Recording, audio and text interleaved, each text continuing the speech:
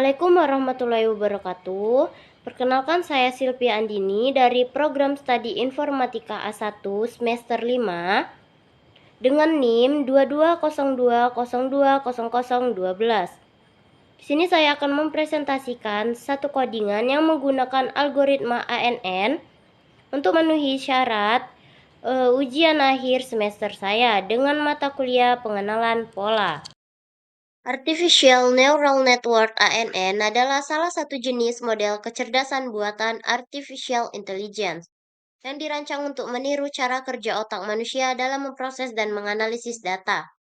ANN terdiri dari jaringan neuron buatan yang saling terhubung, seperti bagaimana neuron biologis dalam otak manusia saling berinteraksi untuk memproses informasi. Yang pertama yaitu mengimpor library yang digunakan. Pertama, import library Pandas. Fungsinya mengimpor library Pandas yang digunakan untuk manipulasi data seperti membaca file CSV Excel, menganalisis data, dan manipulasi tabel. Kegunaannya membantu bekerja dengan data dalam format tabular, baris, dan kolom menggunakan struktur seperti data frame. Selanjutnya menginfor NumPy. Fungsinya yaitu menginfor library NumPy yang digunakan untuk komputasi numerik. Kegunaannya memungkinkan operasi pada array seperti perhitungan matematis, manipulasi data numerik, dan pengolahan data multidimensi. Selanjutnya, menginfor from sklearn model selection. Kegunaannya membagi dataset menjadi dua bagian, yaitu data latih training data dan data uji testing data untuk melatih dan mengevaluasi model machine learning. Selanjutnya, menginfor from sklearn preprocessing. Kegunaannya mengubah data menjadi standar min 0 dan standar deviasi 1 untuk memastikan bahwa semua fitur memiliki skala yang sama sehingga membantu algoritma machine learning yang sensitif terhadap skala data. Selanjutnya, menginfor from TensorFlow Keras model input sequential. Kegunaannya itu digunakan untuk membuat model neural network secara berurutan di mana setiap layer ditambahkan satu persatu. Selanjutnya mengimport from TensorFlow Keras layer import dense. Fungsinya yaitu dense layer full connected yang digunakan untuk membuat lapisan neuron di neural network. Dropout digunakan untuk mencegah overfitting dengan cara mengabaikan sejumlah unit neuron secara acak selama pelatihan. Kegunaannya yaitu untuk menyusun arsitektur model deep learning. Selanjutnya, from TensorFlow Keras Optimizer. Kegunaan Adam di sini adalah algoritma optimasi yang sering digunakan dalam pelatihan model neural network. Ini menggabungkan keunggulan momentum dan RMSP prop untuk mempercepat konvergensi. Selanjutnya, menginfor from TensorFlow Keras Callback Import Erroring Stopping. Penggunaan callback di sini yang menghentikan pelatihan model lebih awal jika metrik validasi tertentu, misalnya loss atau akurasi, tidak menunjukkan perbaikan selama sejumlah epoch tertentu. Ini membantu mencegah overfitting dan menghemat waktu pelatihan. Baik, selanjutnya menginfor load dataset. Di sini ada file path content here, file loss clinic record dataset.csv. Fungsinya yaitu mendefinisikan lokasi file dataset dalam bentuk file CSV yang berisi data klien pasien. Kegunaan variabel file path ini menyimpan path lengkap file dataset sehingga bisa digunakan untuk membaca file dengan fungsi pd.read csv. Selanjutnya ada data pd.read csv file path. Fungsinya di sini membaca file CSV dari path yang telah ditentukan file path dan membuatnya sebagai data frame menggunakan Pandas. Kegunaannya di sini setelah file CSV dibaca, dataset akan disimpan dalam variabel data dalam bentuk data frame yang memudahkan manipulasi data dan analisis data. Selanjutnya di sini ada library yaitu add data drop column date event. Fungsinya memisahkan fitur atau input dari dataset dengan menghapus kolom target, yaitu kolom date event. Kegunaan act di sini untuk menyimpan semua kolom fitur selain kolom target. Data ini digunakan sebagai input saat melatih model machine learning atau deep learning. Selanjutnya ada library y-data-date-event. Fungsinya di sini untuk memisahkan kolom target date event dari dataset. Variabel Y hanya berisi nilai dari kolom date event. Kegunaan Y di sini untuk menyimpan target atau output label yaitu apakah pasien meninggal 1 atau tidak meninggal 0. Data ini digunakan sebagai target untuk melatih model. Selanjutnya membagi dataset ke dalam training dan testing set. Memisahkan dataset menjadi data latih training set dan data uji testing set. Di sini ada library train test split adalah fungsi dari sklearn untuk membagi dataset. Sini ada parameter X dan Y, data fitur dan target yang akan dibagi. Test size sama dengan 0, TT2 sama dengan 20% data digunakan untuk pengujian, sedangkan 80% untuk pelatihan. Selanjutnya ada random stage sama dengan 42, yaitu menentukan seed random untuk memastikan hasil pembagian konsisten setiap kali dijalankan. Hasilnya di sini yaitu ada X-train.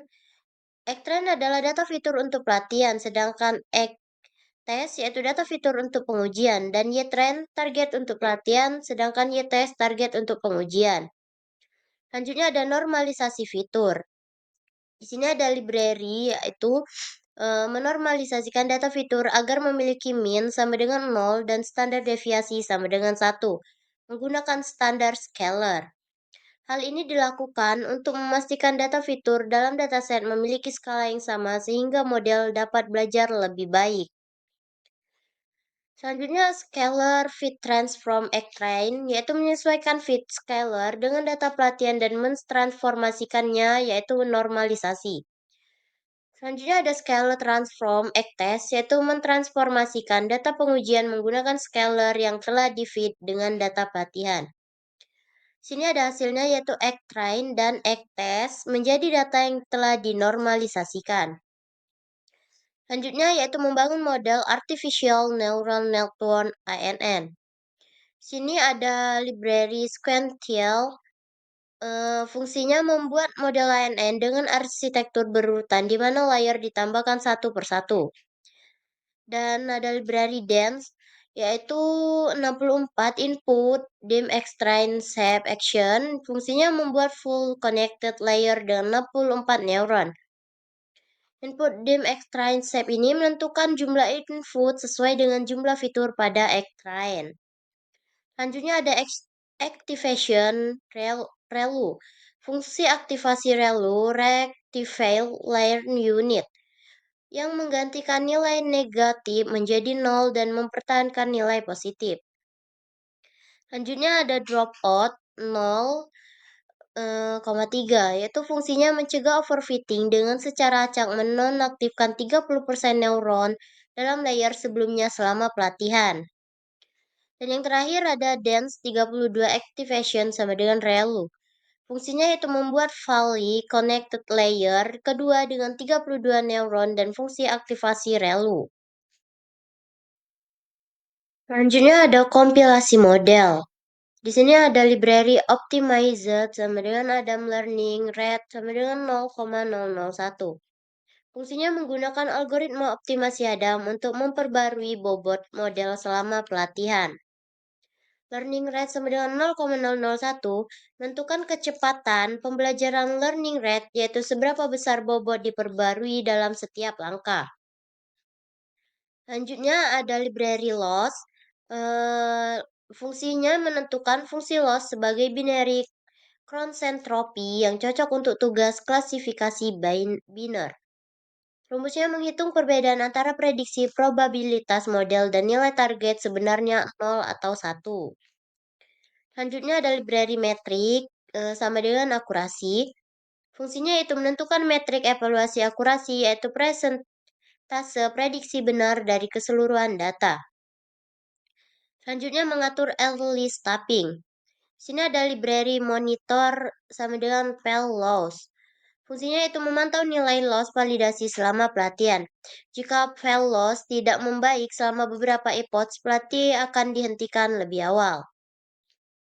Selanjutnya ada library patience sama dengan 10.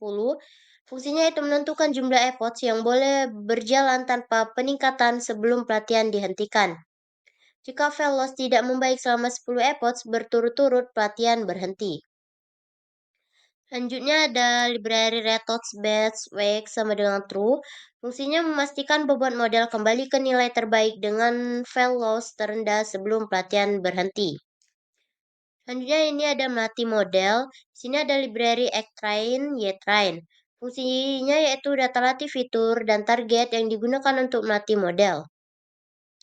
Selanjutnya ada library Validation Split sama dengan 0,2.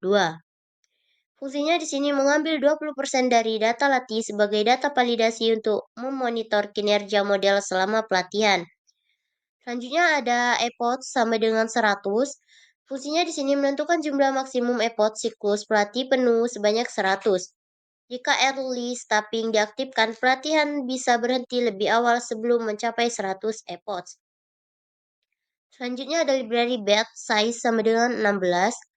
Fungsinya yaitu menentukan ukuran batch, yaitu jumlah sampel yang diproses sebelum memperbarui bobot model.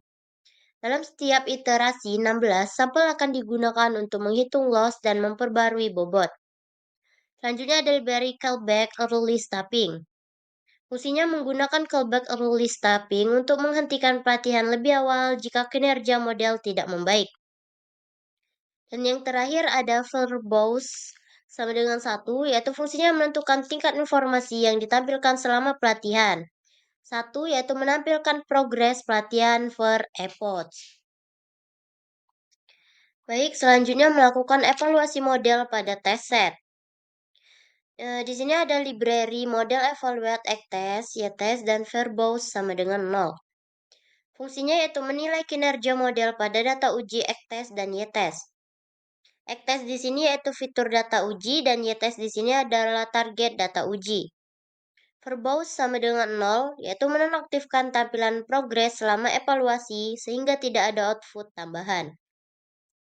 Selanjutnya ada loss akurasi. Fungsinya menyimpan dua metrik yang dihitung selama evaluasi.